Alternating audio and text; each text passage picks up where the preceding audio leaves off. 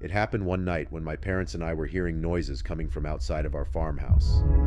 The best way I could describe the noises were various types of cracking and thud sounds my dad and I met in the living room to discuss what we should do, because we were positive that there must have been people out there stealing our produce. My dad ran to his gun closet and drew his shotgun, and together we stormed outside into the night, turning on all the lights mounted on the outside walls of the house.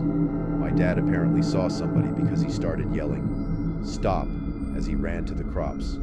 I followed him, and I too started to spot legs running underneath the crops. The legs of 2 or more people. My dad called at me to keep up with them as he chased down the thieves in the dark.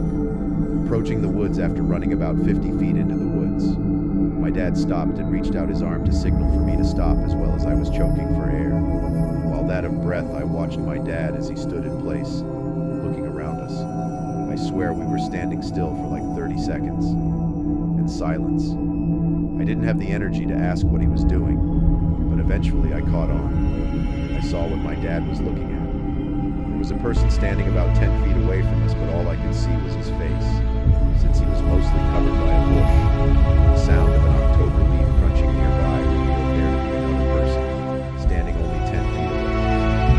As my dad and I looked around more carefully, we realized there were more than just 2 guys watching us. There were 7 or 8. Or 9, or even more. My dad slowly looked back at me and then back at the person closest to him.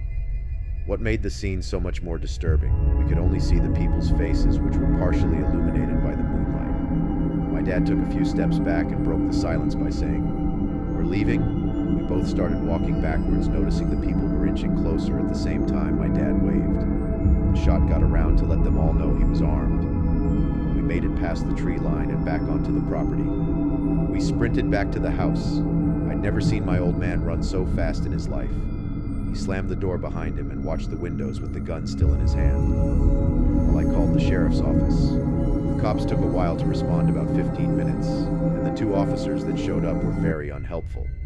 They only asked questions and took down notes. They didn't actually go looking for the group we encountered.